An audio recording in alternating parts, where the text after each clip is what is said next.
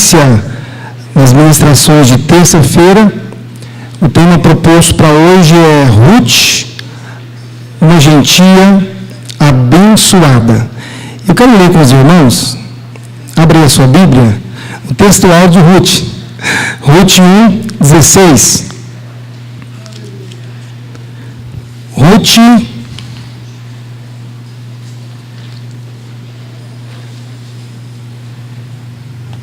capítulo 1, versículo 16 e versículo 17. Quero saudar aqui os ouvintes da Rádio Imprensa, AM 1030, Deus abençoe a vida de vocês poderosamente. Os amigos que nos acompanham pelo YouTube e pelo Facebook, Deus abençoe vocês poderosamente. Ruth, capítulo 1, versículo 16 e 17. É o textual do livro de Ruth. Está escrito assim: Disse, porém, Ruth: Não me instes para que te abandone e deixe de seguir-te, porque onde quer que tu fores, irei eu, onde quer que pousares, ali pousarei eu. O teu povo é meu povo, o teu Deus é o meu Deus. Onde quer que morreres, morrerei eu, e ali serei sepultada. Faça-me assim o Senhor, e outro tanto, se outra coisa que não seja a morte me separar de ti. Poder sentar, irmãos. O tema dessa mensagem é Ruth, a gentia bem-aventurada. Essa história de Ruth, ela acontece no período de Juízes. O período de Juízes durou aproximadamente 330 a 350 anos.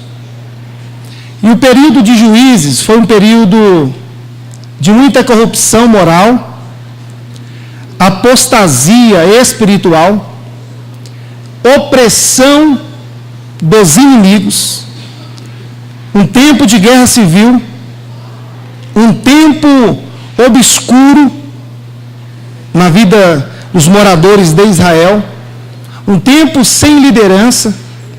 E vocês sabem que sem liderança o povo se corrompe, e foi isso que o povo fez.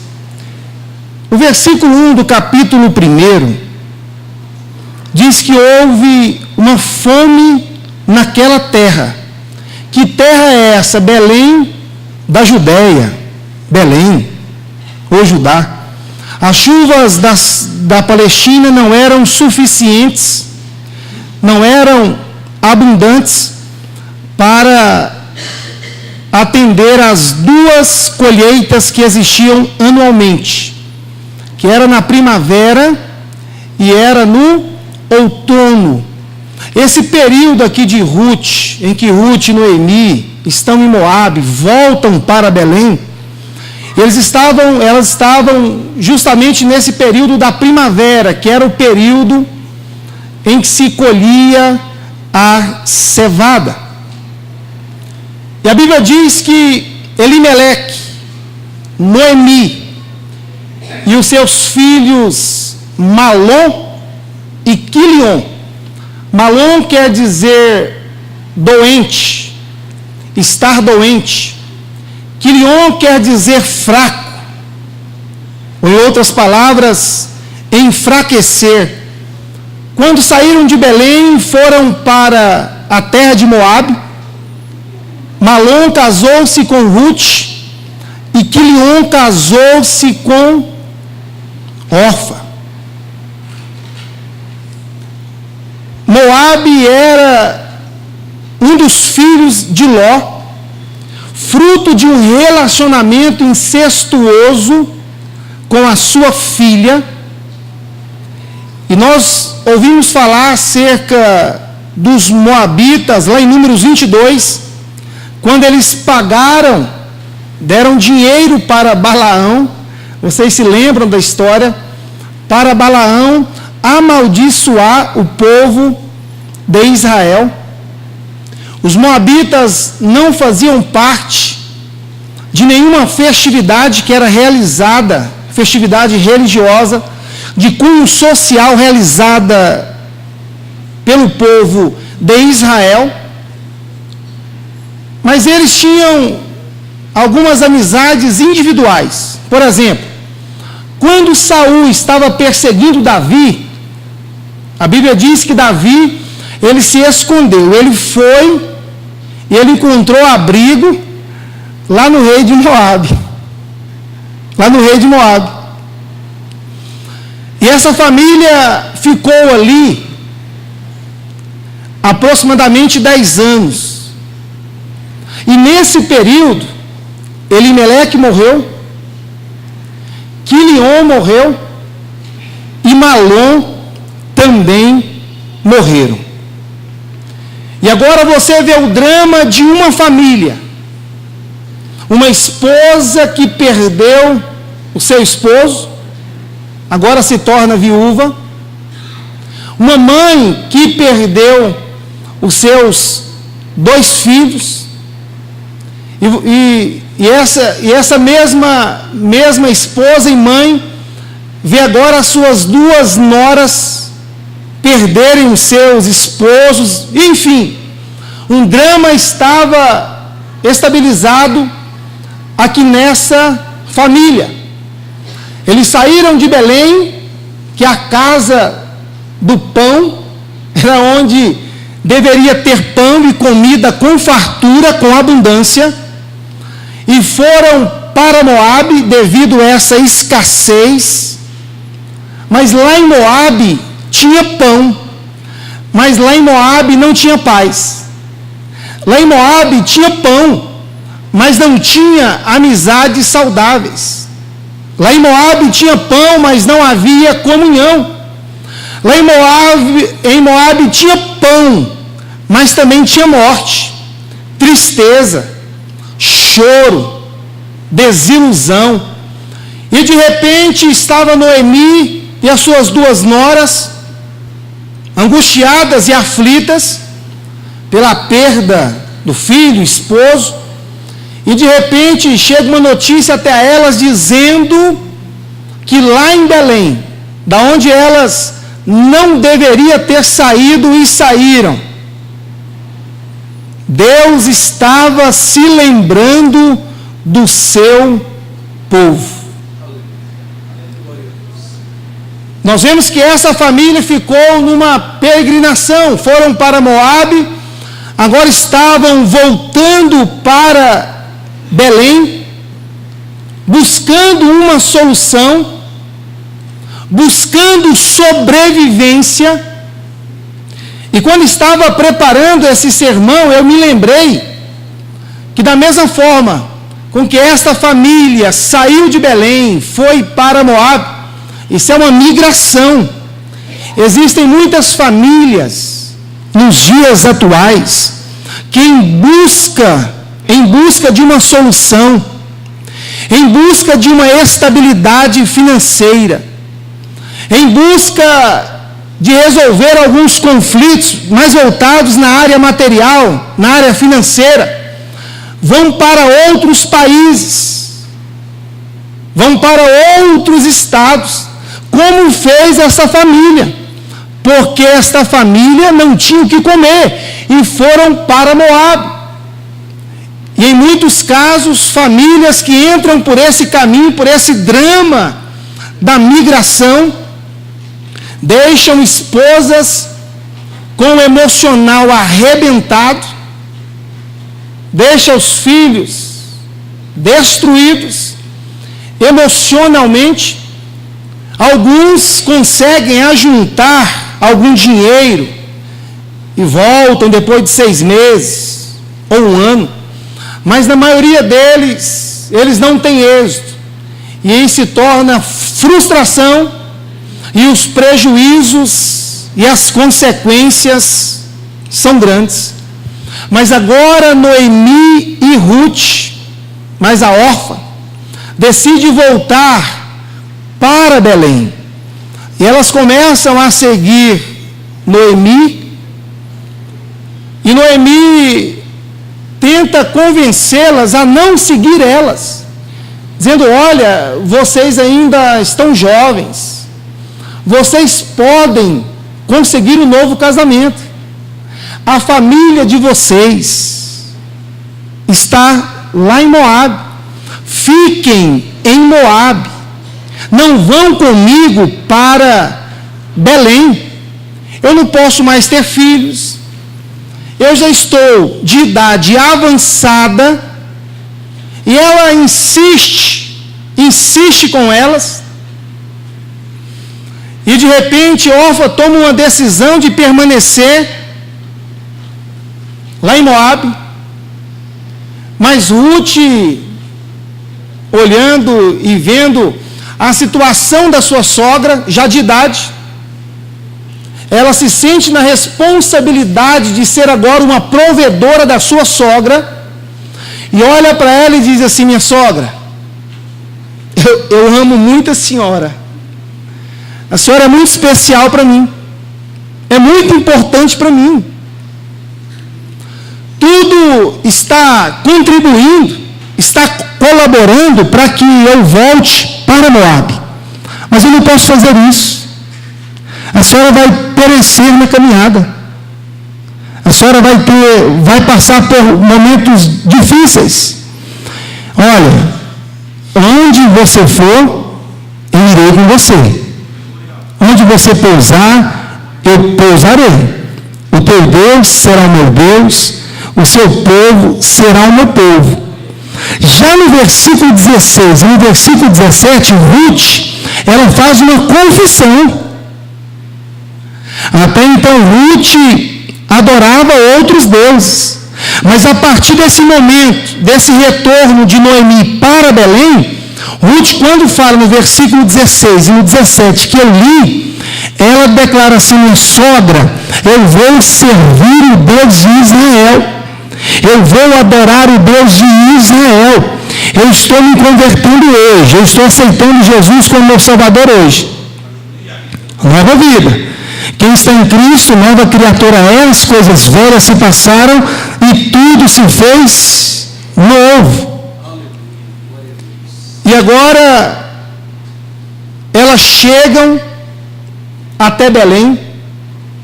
Ruth, com aquele sentimento de ser a provedora, Ruth com aquele sentimento de ajudar a sua sogra em um futuro incerto. E no versículo 20, diz assim: porque ela lhes dizia: não me chameis Noemi, chamai-me Mara, porque grande amargura me tem dado Todo-Poderoso. Noemi era conhecida em Belém. E quando Noemi chega em Belém, as amigas, algumas pessoas conhecidas, começam a recebê-la, dizendo: olha, seja bem-vinda. É uma alegria te receber aqui novamente em Belém. Bem-vinda. E de repente ela olha para aquelas pessoas que receberam ela com tanto carinho, com tanta dedicação. É assim que acontece quando um filho, uma pessoa que você conhece, retorna para casa ou para o local onde ele residia.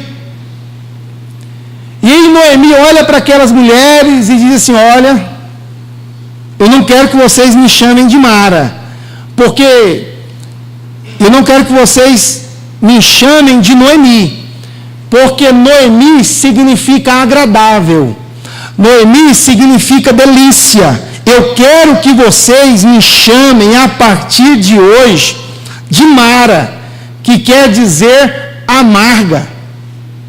Ela disse: olha, e aí ela abre o seu coração, ela começa a expor para aquelas mulheres que estavam ali, dizendo: olha, a minha vida está amarga, a minha vida está vazia, a minha vida está sem sentido, a minha vida está sem direção, está sem rumo, eu estou atribulada, eu estou com grande amargura.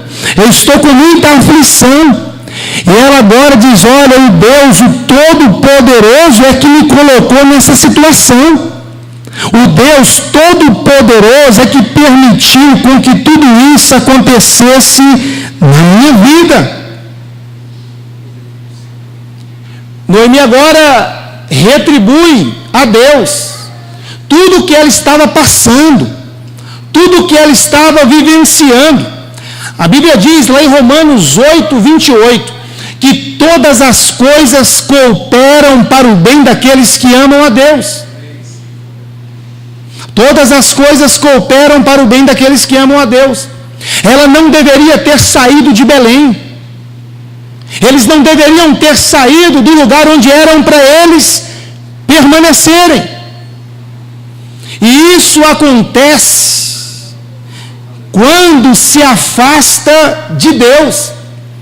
As pessoas, as famílias que se afastam de Deus, as famílias que saem fora da vontade de Deus, as famílias que saem fora do propósito, que saem fora da bênção de Deus, tornam-se famílias amargas, tornam-se famílias ou pessoas vazias, e muitas vezes frustradas, e as consequências dessa semente plantada lá atrás, os frutos dessa semente plantada lá atrás, essa pessoa, essa família vai colher, e muitas vezes a colheita é dolorosa, a colheita é doída, porque tomaram decisões precipitadas, tomaram decisões equivocadas, tomaram decisões sem consultar o pastor,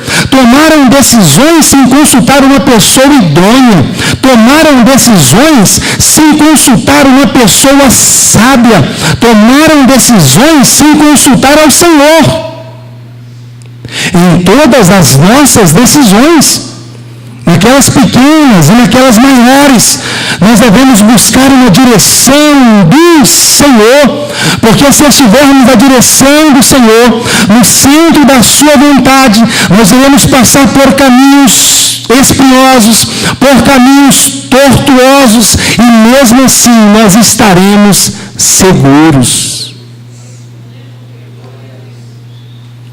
E agora no capítulo 2, no capítulo 2, dividi a mensagem em 3 etapas: o capítulo 1, o 2, e o 3 e o 4. Já no capítulo 2, quando Noemi e Ruth já estavam em Belém, Ruth rebusca nos campos de Boaz. Como acontecia a colheita naquele tempo? Como eu disse, havia 2 colheitas, na primavera e no outono. E esse período em que elas chegam em Belém era primavera. E chegaram com muita vontade de comer, chegaram sem dinheiro, chegaram sem condições para comprar alimento. Mas interessante que Ruth, ela não senta na cadeira do fatalismo, dizendo que a vida é mesmo assim. Ela não senta na cadeira do comodismo, colocando dificuldade naquela situação em que ela estava. Ruth não fica dizendo que a vida é difícil, que não tem como melhorar, a vida é mesmo assim, com aquele pensamento, com aquela visão pequena, medíocre. Não. Ruth toma uma atitude. Ruth toma uma decisão. Ela olha para a sua sogra, vê que a sua sogra não tem condições de trabalhar, vê que a sua sogra não tem condições de colocar o alimento dentro de casa, e ela agora diz: olha, minha sogra, fica aí tranquila, e eu vou para o campo trazer o mantimento para a nossa casa. E aí nós vemos aqui a provisão de Deus. Interessante que a provisão de Deus, a boa mão de Deus, estava agora conduzindo a vida de Ruth, conduzindo a vida de Noemi, porque quando chegaram em Belém, após Ruth tomar essa decisão de não morrer de fome, de ir para os campos, nós vemos a providência de Deus, nós vemos o plano de Deus. E quando nós falamos de providência de Deus, a providência de Deus é a preservação, é a provisão e o governo de Deus. Quando nós falamos assim, a providência de Deus é a preservação, é a provisão e o governo de Deus.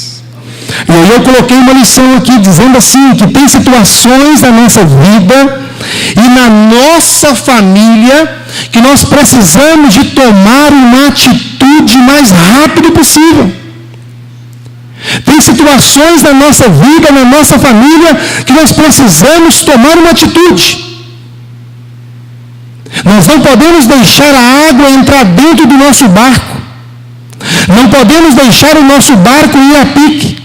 Não podemos deixar o nosso barco naufragar. Não podemos deixar a nossa família ir à ruína, porque a tendência é ir perdendo, aí vai perdendo a devoção a Deus, vai perdendo o culto doméstico, vai perdendo a leitura, vai perdendo a oração, vai perdendo a consagração, vai perdendo a comunhão, vai perdendo a fé, vai esfriando a fé.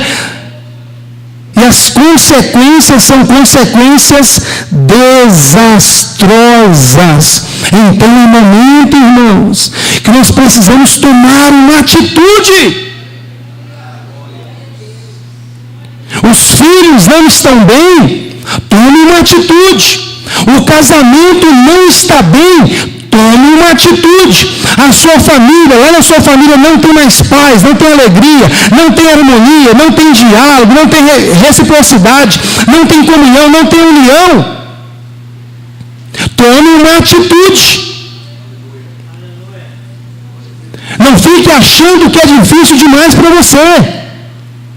O certo é que existem algumas situações, algumas crises que nós enfrentamos, que parece que sai fora do nosso controle, da nossa capacidade de resolução. Mas nós vamos apresentar para essa crise, vamos apresentar para esse problema, o tamanho do Deus que nós servimos.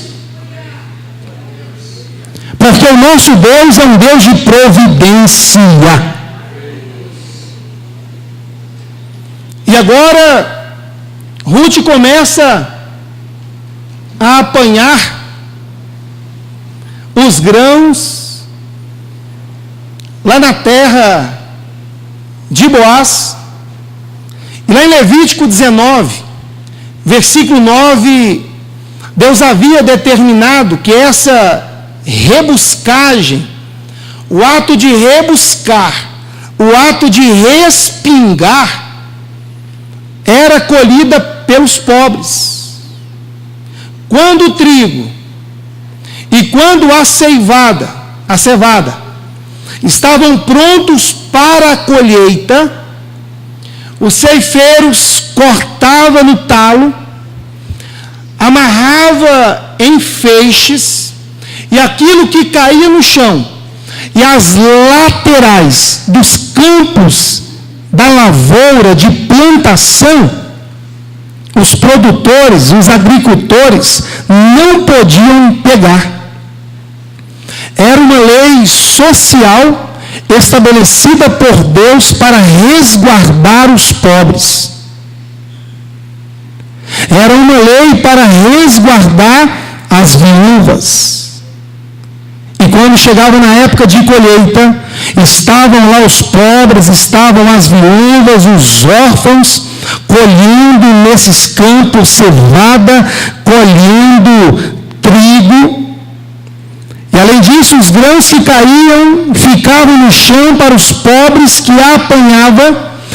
Esse era o ato de respingar ou rebuscar. O propósito da lei era alimentar o pobre e impedir que os donos dessas propriedades armazenassem esses grãos. E ela estava lá na terra de Boaz.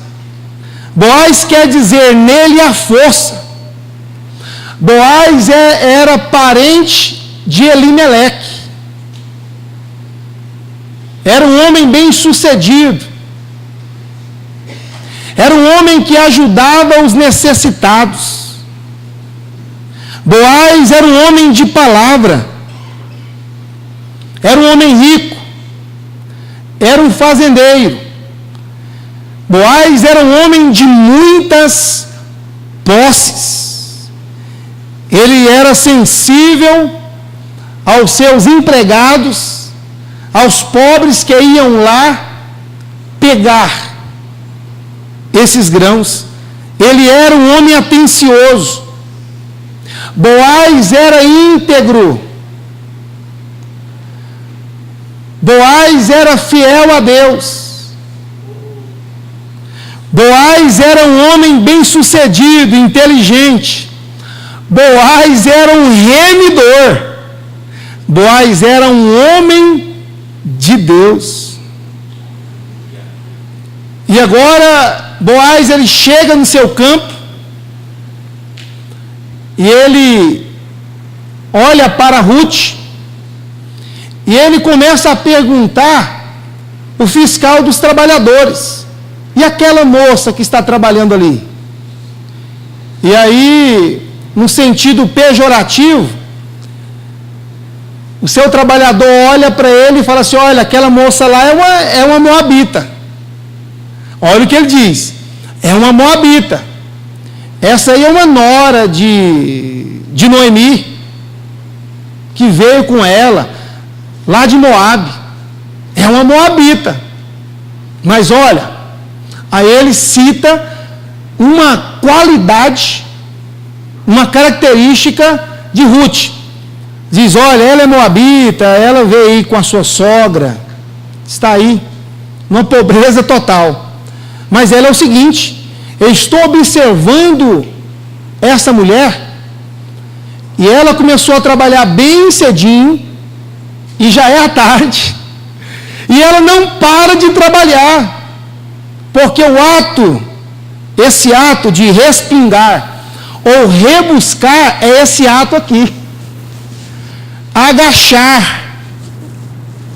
E ela estava agachando o dia todo, haja perna, haja coluna. E ele diz: olha, ela está trabalhando o dia todo, e se não me falha a memória, essa mulher aí parou só um pouquinho, é só o tempo mesmo de fazer um lanche.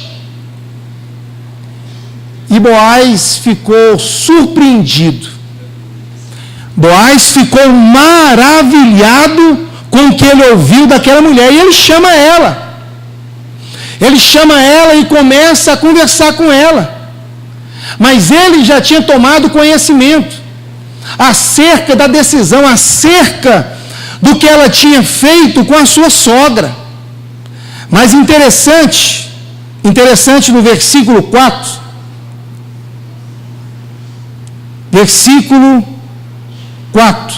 capítulo 2, versículo 4. Boaz veio de Belém e disse aos segadores: o Senhor seja convosco.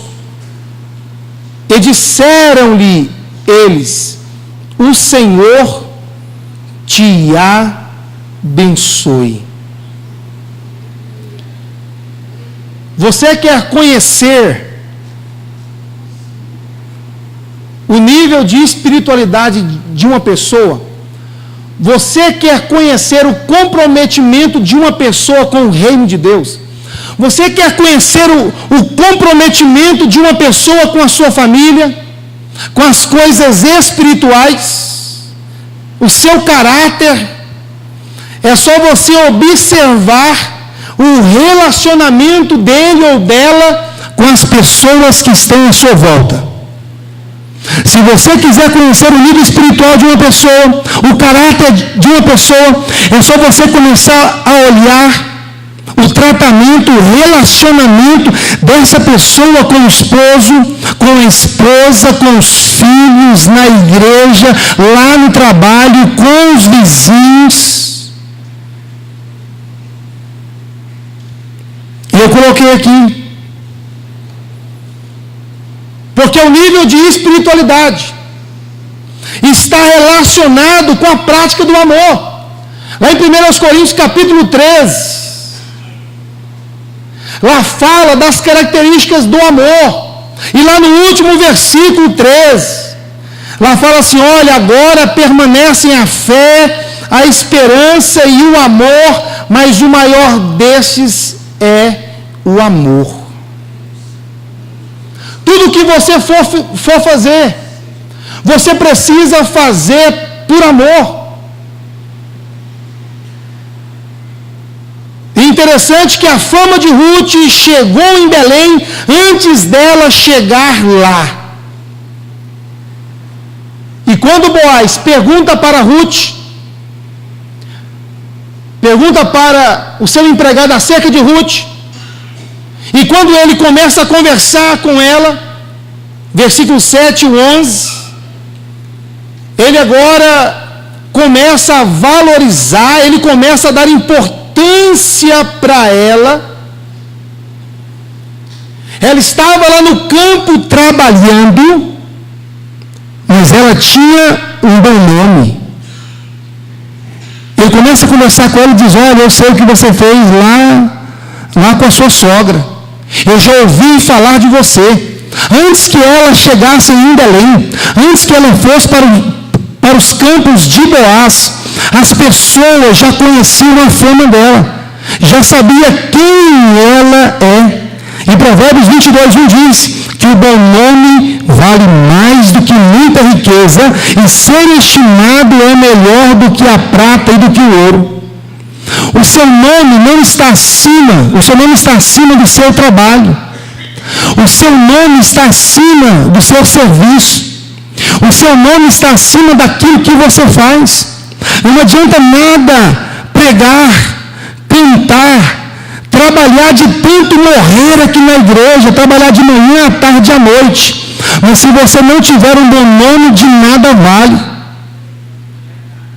E muitos pensam que os filhos, eles querem receber presentes, eles querem ser paparicados, mas o que você deve dar para o seu filho, deixar para o seu filho, é o bom nome. Bom nome vale mais do que muitas riquezas. E quando Ruth começa a conversar com Boaz, começa aquele diálogo, nós podemos perceber que a maior necessidade de Ruth não era de alimento. A maior necessidade de Ruth não era de alimento. A maior necessidade de Ruth era emocional, sentimental. Lá no versículo 13, ela se sente indigna com o tratamento de Boaz. Ela diz assim: não sendo eu, nem ainda como uma das tuas servas, você já me trata como uma das tuas servas. Ela se achava inferior, talvez por causa da sua pobreza, ou da sua nacionalidade gentia, ou dos seus antecedentes pagãos. A maior necessidade de Ruth não era de alimento, e sim emocional, sentimental. E Boaz, ele sabe valorizar Ruth, dá atenção para ela, levanta a estima dela. E nós podemos observar que a maior necessidade de muitas pessoas não é alimento, e nem daquilo que está relacionado com a sua vida ou com a vida material. e sim de atenção, de valorização e de reconhecimento. O que a esposa mais quer é ser vista, é ser amada, é ser elogiada, reconhecida. Você precisa dar a real importância que ela merece. O que o seu filho quer é carinho, é amor, atenção, afeto, não são presentes. E vocês já ouviram aquela história bonita da grama mais verde. Tem pessoas que ficam apontando os erros da sua família. Tem pessoas que ficam dando ênfase nos pontos fracos da sua família. E fica valorizando a família do irmão. Fica valorizando a família do próximo. Dizendo: meu filho não tinha notas boas na escola, mas o filho do fulano tinha nota boa. Olha, mas aquela família é tão linda, aquela família é tão abençoada.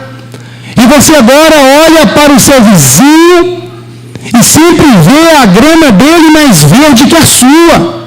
Você precisa olhar para a sua grama e começar a valorizar a sua família, começar a valorizar a sua casa.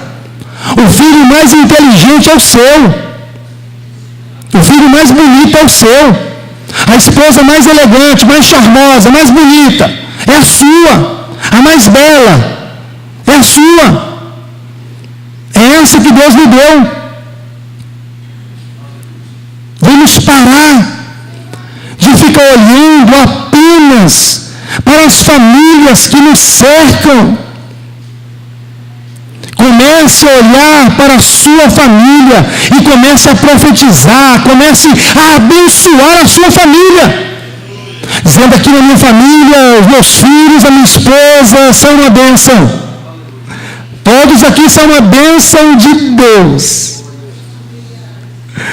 Então cuide, proteja, honre a sua família, valorize ela. Já no versículo 20, quando Ruth, versículo 20 do capítulo 2: então Noemi disse à sua nora: bendito seja ele do Senhor, que ainda não tem deixado a sua beneficência, nem para com os vivos, nem para com os mortos. Disse-lhe mais: esse homem é nosso parente chegado, é um dentre os nossos remidores. Lá no capítulo 1, quando Noemi chega em Belém, ela chega revoltada com Deus, contrariada com Deus, grilada. Mas agora, quando Ruth teve esse encontro com Boaz e cuida dela, dá água, dá alimento, dá uma atenção especial para ela, dizendo até para os trabalhadores deixar cair umas espigas lá, você deixa cair umas espigas para ela pegar, e que ela leva para casa quase a medida de um efá, que era aproximadamente 37 litros. Aí sim, aí Noemi agora reconhece e diz: olha, bendito seja o Senhor. E ela vê agora uma oportunidade, ela vê agora um trabalhar, uma ação de Deus na vida delas, e ela começa a ficar entusiasmada, começa a ficar motivada, dizendo: olha, esse aí é um remidor nosso. Vamos levar essa conversa, vamos levar esse assunto adiante.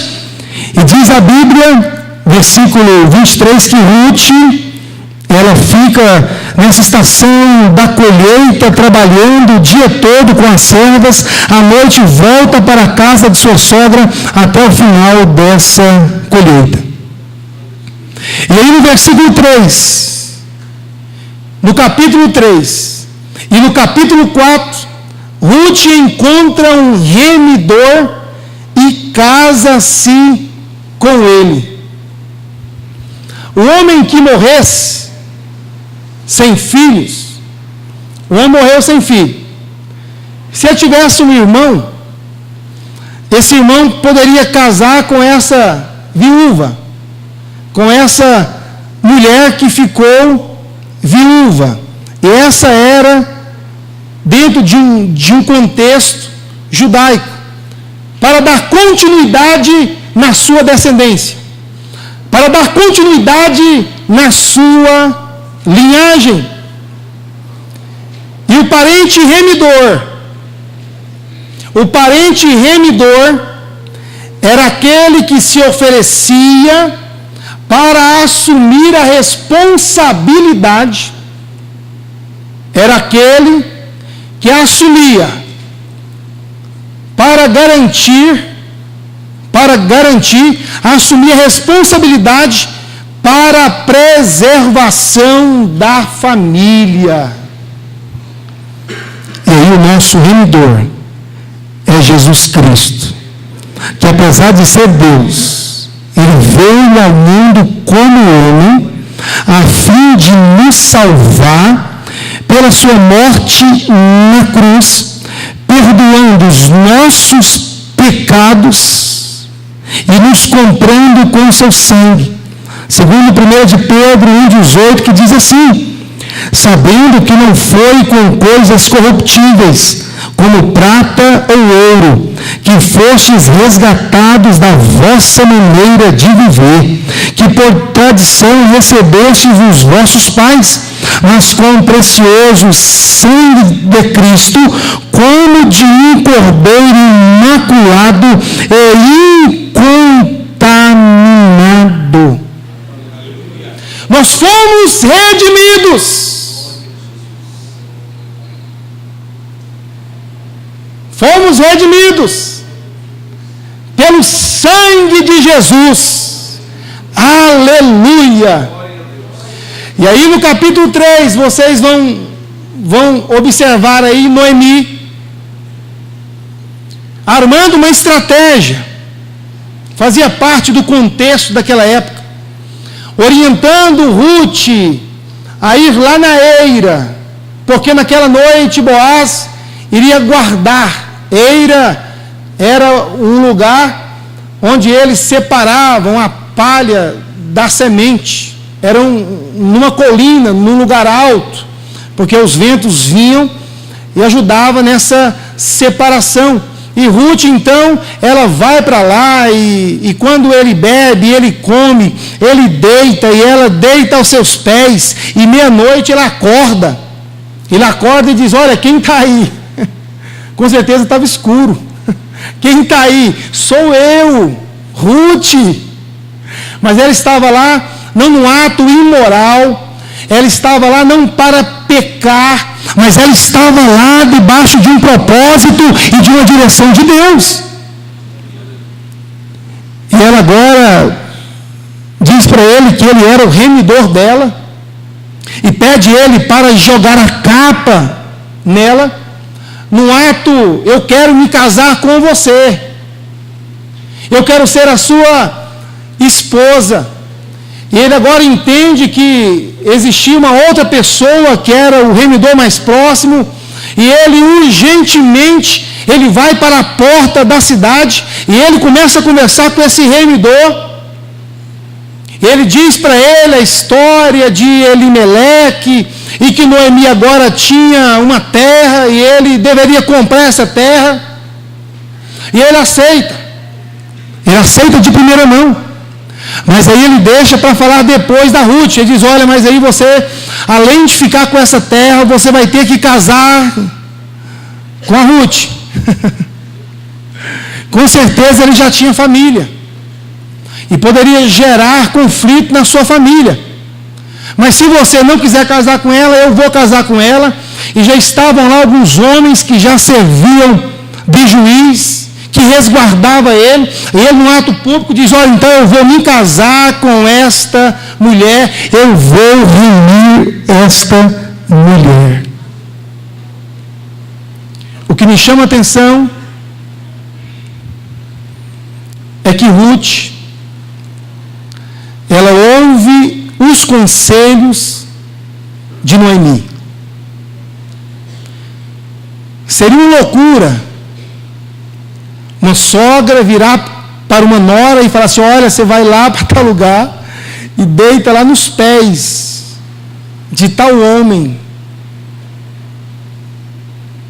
e diz para ele que ele é o remidor. Mesmo ela possivelmente achando uma loucura, ou até mesmo não concordando com aquela atitude, com aquela ação,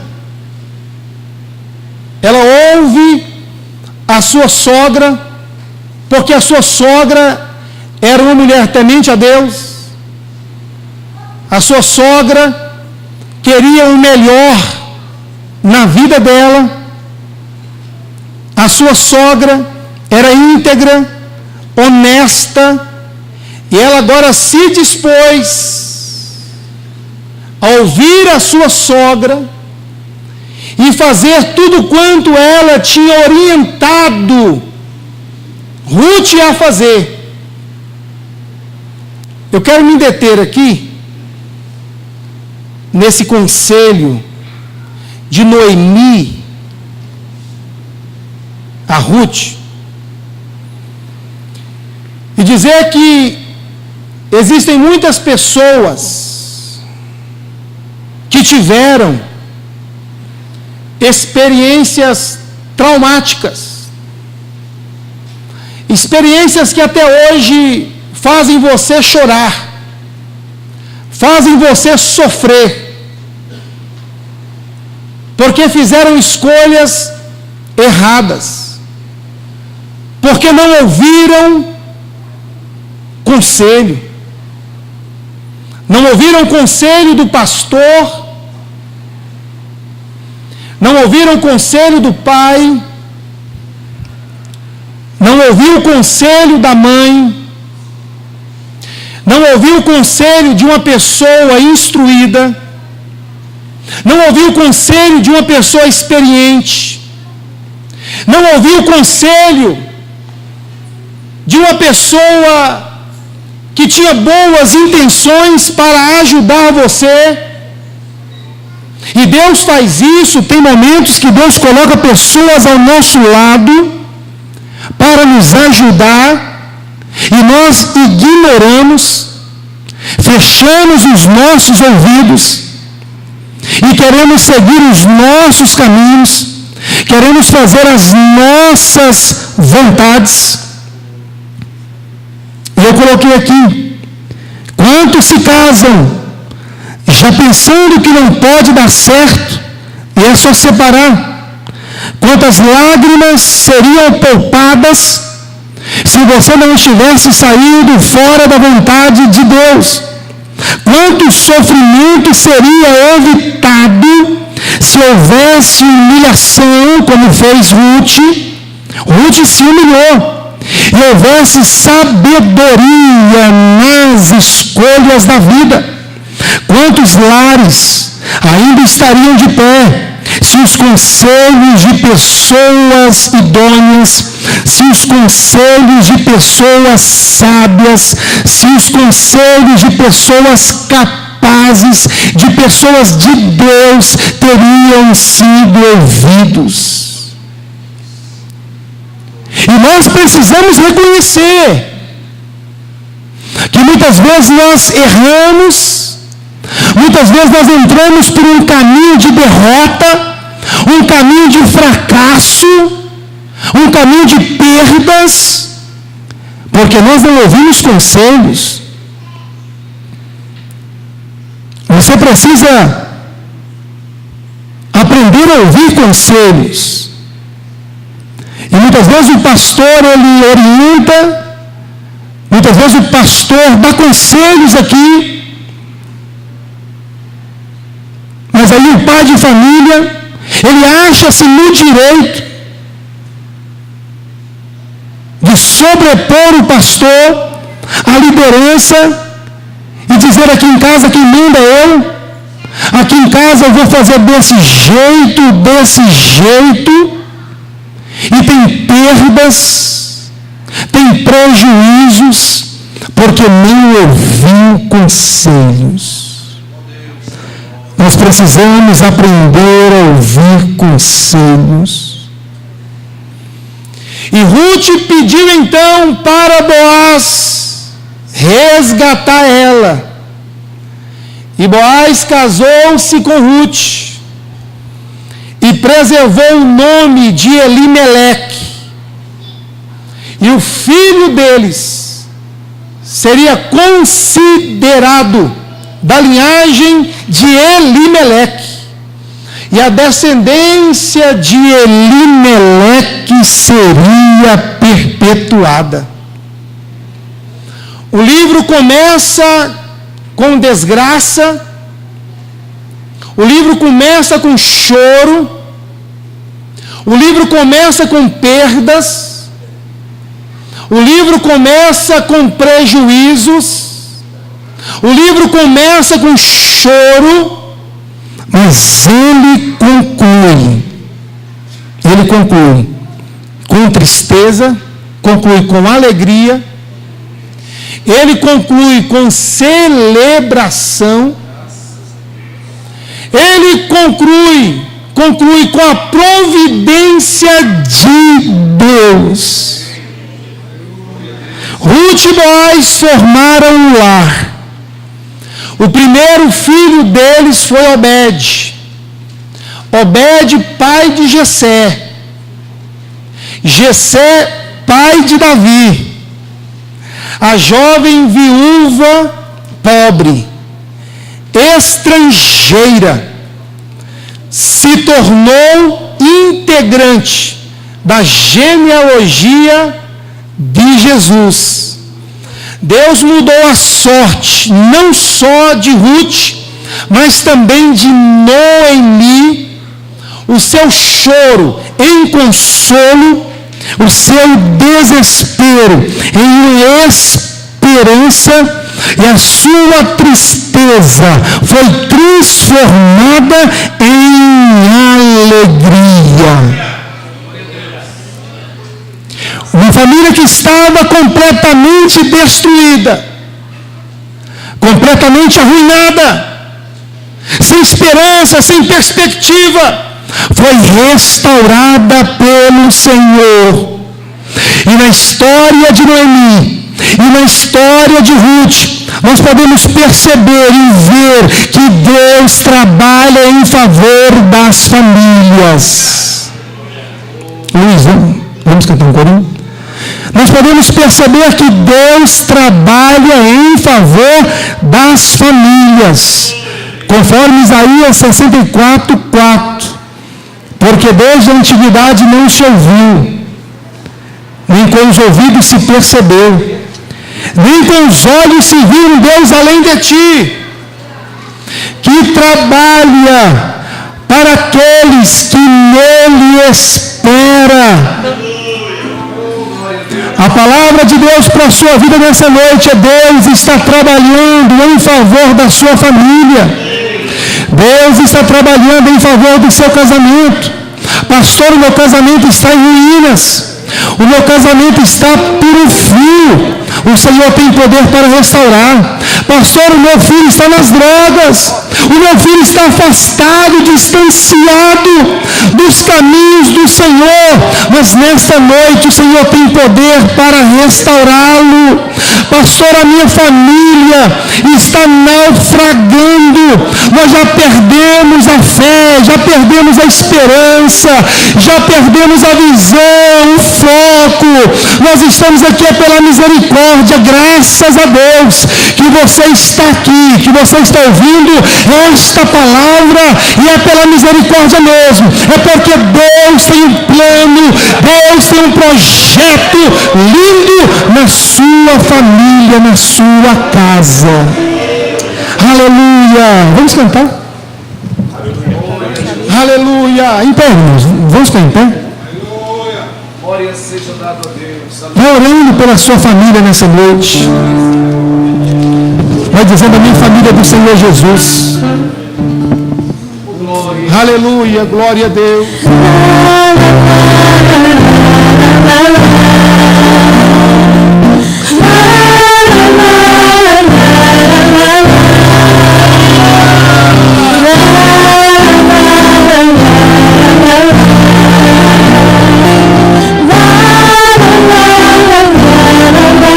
Serve ao Senhor nessa noite pela sua família. Vem desfrutar do amor de Deus, você em sua casa. Deixe Jesus, seu rei, entrar em seu coração. Vida melhor Ele quer te dar, restaurar seu lar.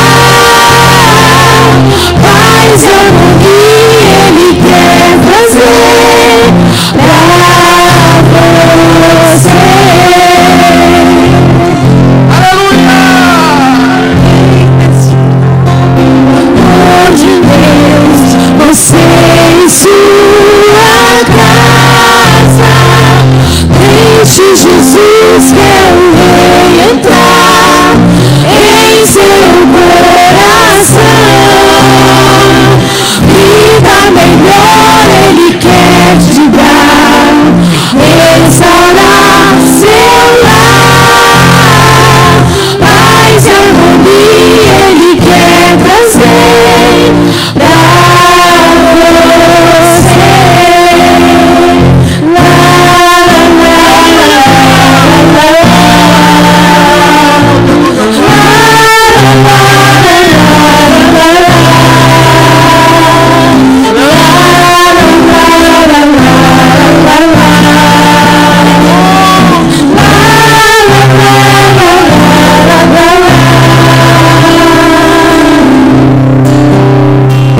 Deus alcançou e modificou toda a minha casa. Ainda que venha a tempestade, não nos abalará. Vida melhor Ele quer te dar, restaurar seu lar. Paz e harmonia Ele quer trazer pra você. Paz e harmonia Ele quer trazer pra você. Diga assim: Deus está trabalhando em favor da minha família.